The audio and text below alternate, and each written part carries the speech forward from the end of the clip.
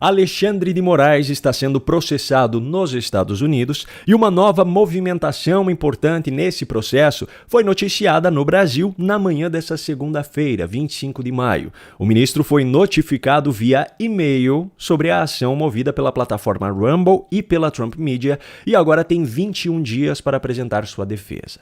Essa movimentação ocorreu no final de semana, só que a forma como ela está sendo contada nessas manchetes no Brasil, mais de uma vez esconde a vergonha que o ministro está passando nos Estados Unidos em cada etapa desse processo, mas principalmente a conduta vergonhosa que as demais autoridades brasileiras estão apresentando para proteger Moraes. E esse vídeo é justamente para mostrar para você esse lado da história que não está sendo contado nessas manchetes. Se você se lembra desse processo, a sua primeira impressão ao ler essas manchetes pode ter sido a mesma que a minha. Será que há algum tipo de piada ou provocação a Moraes? Já que ainda em fevereiro do ano passado, o advogado Martin DeLuca, representante da Trump Media e da Rumble, acusava publicamente Moraes justamente de tentar usar e-mail para fazer com que decisões judiciais brasileiras, dele próprio, fossem cumpridas nos Estados Unidos? Se você não se lembra dessa história, não se preocupe, pois eu vou resumir rapidamente. Lá no início de 2025, Moraes estava tentando transcender fronteiras com seu autoritarismo judicial, tentando fazer com que ordens suas fossem cumpridas por plataformas digitais fora do território brasileiro.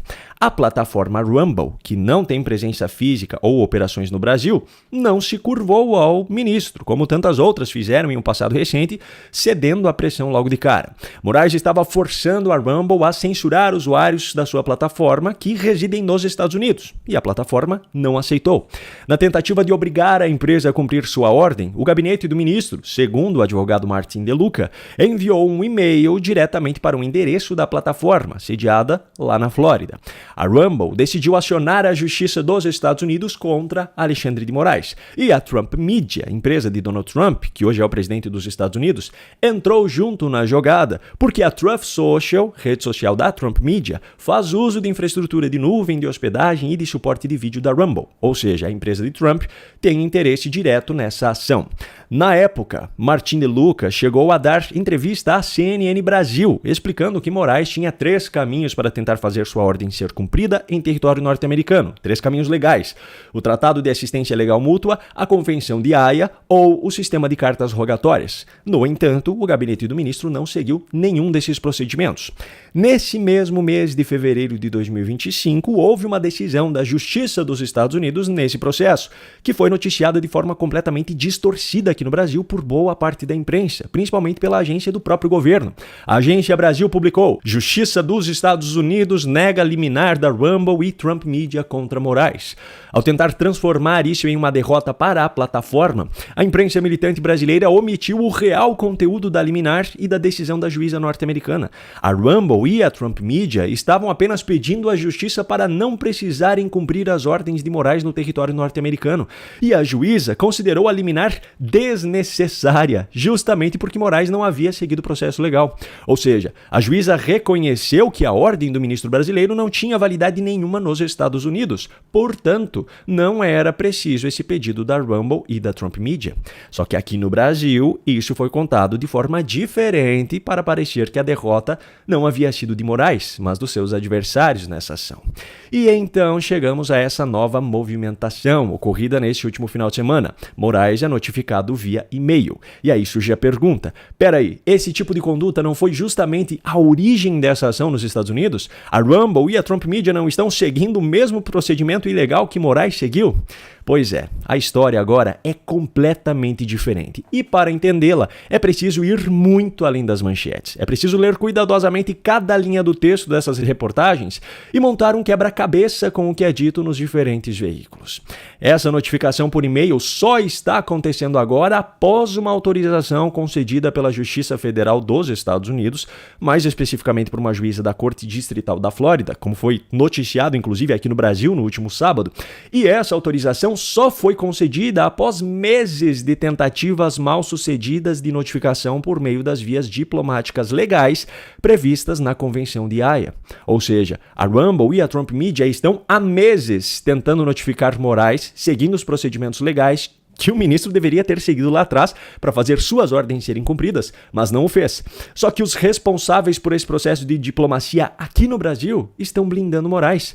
Quem diz isso é o próprio advogado Martin de Luca. Abro aspas. Em vez de permitir que a notificação prosseguisse, as autoridades brasileiras transformaram o processo em um escudo político para Moraes. Fecho aspas. Percebeu como a história é bem diferente do que as manchetes fazem parecer em um primeiro momento? Pois é, só que não é só nos Estados Unidos que Moraes está sofrendo derrotas, e derrotas vergonhosas, pois reconhecem as ilegalidades praticadas por ele. Só que antes de falar sobre isso, eu peço um minuto da sua atenção para um recado que tem tudo a ver com o nosso cenário atual. Como proteger o seu dinheiro em uma ditadura. Com apenas R$ 29,90 você terá acesso a esse e-book com conteúdo exclusivo que ensina passo a passo como colocar em prática cada uma das estratégias mais seguras que existem hoje para proteger aquilo que é seu, caso o Brasil, em um cenário hipotético, estivesse sob grave insegurança fiscal, econômica e jurídica, caso o governo, além de ser completamente irresponsável com as contas públicas, ainda estivesse à caça de novas sanções internacionais e a Suprema Corte, a cada ilegalidade sua exposta, resolvesse dobrar a aposta em suas medidas autoritárias. Para ter acesso a esse material, clique no link que eu deixei aqui na descrição do vídeo ou aponte a câmera do seu celular para o QR Code que está aparecendo na tela. Não espere até que seja tarde demais. Bom, como eu falei anteriormente, não é só nos Estados Unidos que Moraes está sofrendo derrotas e derrotas vergonhosas, pois reconhecem as ilegalidades praticadas por ele. Na Espanha, ainda em dezembro do ano passado, Moraes teve que aceitar a derrota ao ver o último recurso do governo brasileiro para a extradição de Oswaldo Eustáquio ser negado. Mesmo tendo um governo de esquerda e aliado de Lula, a Espanha reconheceu na justiça do seu país que a perseguição de Moraes ao jornalista brasileiro era bem diferente da forma como o ministro contava a história no processo.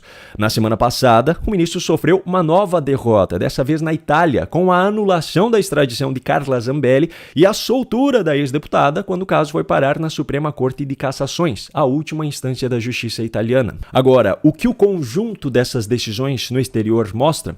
Muito simples. O Brasil está se tornando o único país onde a conduta de Moraes ainda é tratada, oficialmente, como legítima. Nos outros países em que decisões do ministro chegaram, seus abusos e perseguições políticas foram reconhecidos. O povo brasileiro não tem a chance de tirar diretamente Moraes do poder, mas tem a chance de formar uma maioria de senadores que realmente exerçam seu papel, incluindo de julgar impeachment de ministros, e tem a chance de eleger um governo que não blinda Moraes e não legitima suas ações ilegais.